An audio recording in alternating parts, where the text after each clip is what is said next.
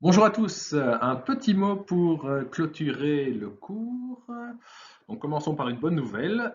Voilà, c'est fini, la matière s'arrête ici.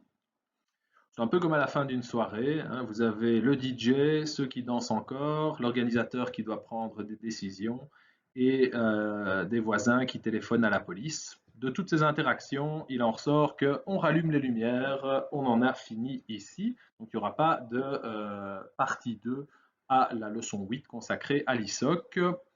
Je vous rassure, pour autant que de besoin, on a vu suffisamment d'éléments et les éléments les plus importants en ce qui concerne l'impôt des sociétés. Vous aurez peut-être l'occasion d'approfondir plus tard dans votre cursus.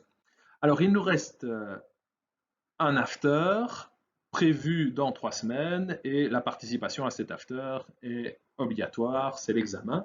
Et je voulais vous toucher un petit mot à ce sujet.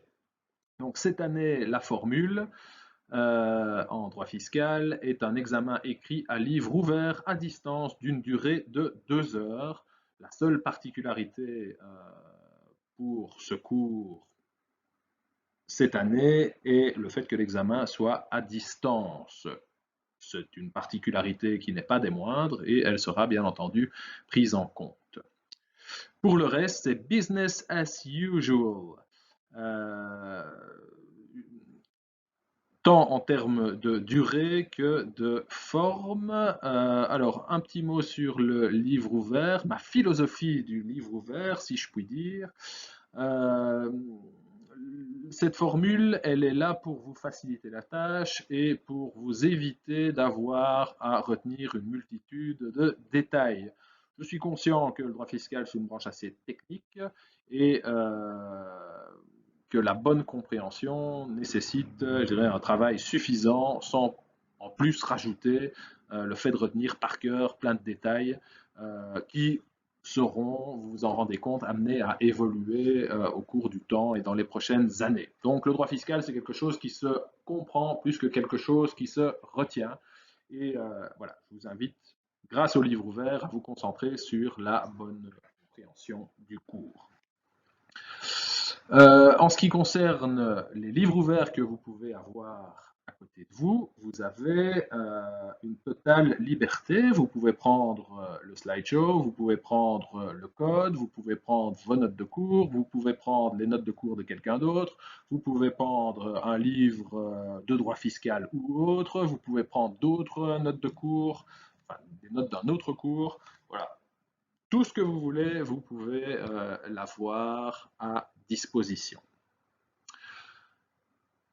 Euh, En ce qui concerne les questions, voilà, si j'avais à faire une formule sans livre ouvert, je crois que je poserais exactement les mêmes questions. Donc ne vous attendez pas à de la grande réflexion de la philosophie sur le droit fiscal. Non, il y aura des questions techniques, théoriques et pratiques avec des éléments de réponse à retrouver dans les sources que vous aurez à côté de vous et que vous ne devez pas retenir, mais pour moi, il faut les maîtriser avant de se présenter à l'examen.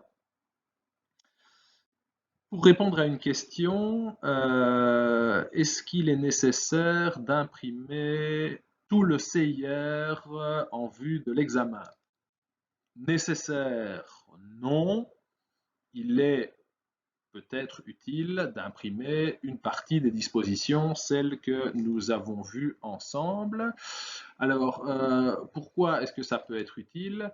Pour moi, la lecture des dispositions légales permet déjà d'étudier par soi-même la matière, matière qui est déjà exposée dans les slides et matière qui est exposée dans les explications, hein. En lisant la disposition légale, je dirais, vous bouclez la boucle et vous avez une troisième version, je dirais, très formelle de la matière. Donc, lire la disposition, ça participe à l'étude et c'est utile. Et lire la disposition, ça permet de jouer avec le code, voir sa structure et tout particulièrement en ce qui concerne l'IPP, ben, le fil conducteur de la matière, c'est la structure du code. Et donc, en voyant à quelle place se trouve une disposition dans le code, vous localisez par rapport à l'ensemble de la matière et la structure du cours. Et voilà, dans une perspective d'avoir une tête bien faite et de comprendre la matière, je trouve que c'est utile. Donc, voilà, vous avez la liberté de l'imprimer ou pas, et sachez que par rapport aux questions, je ne vais pas poser une question qui consiste à donner un article. Ça, il n'y aura pas de question de ce type. Si ça peut, je dirais, évacuer certaines de vos interrogations. Encore un petit mot au sujet du type de questions. Il y aura tout d'abord des petites questions de type vrai-faux justifiées en 2-3 lignes, donc disposition to the point, qui vous font voyager dans toute la matière.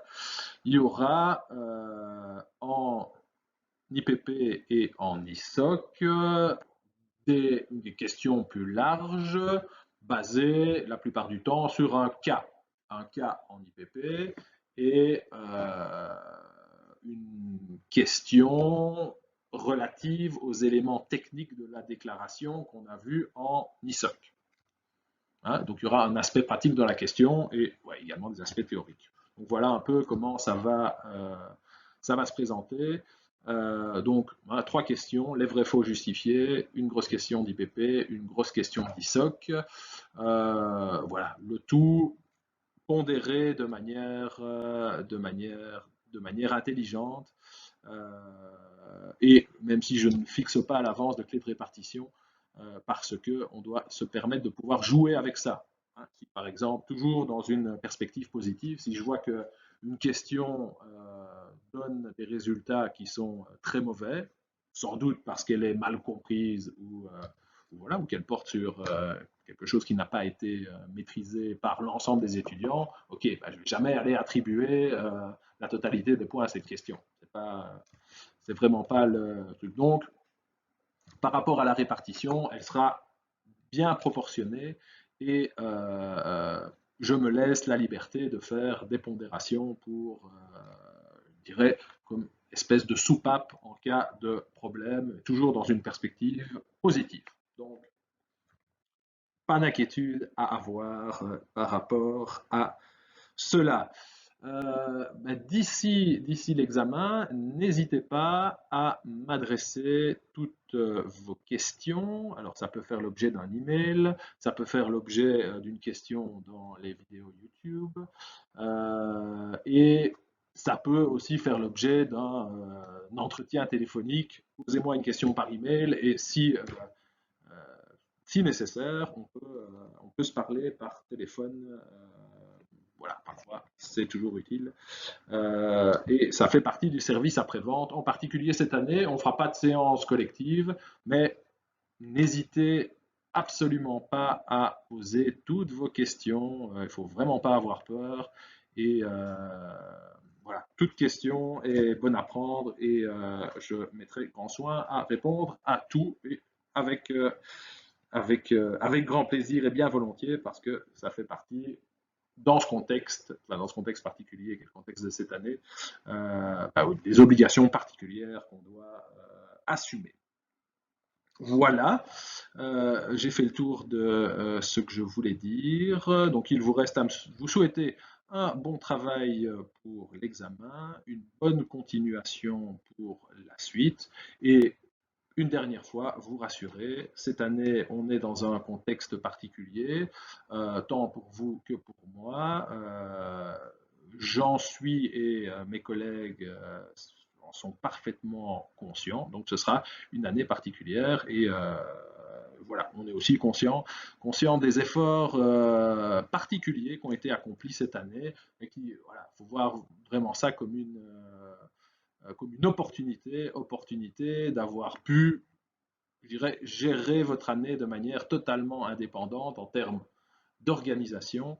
Et oui, je pense que pour la suite des études, mais aussi dans la vie en général, ce sera une épreuve tout à fait, enfin, qui va porter ses fruits et qui va vous permettre de tirer les leçons qui vont vous poursuivre jusqu'à la fin de vos jours. En tout cas, au-delà des études. Voilà. Mais donc, bon courage et bonne continuation. Je suis à votre disposition pour toutes les questions.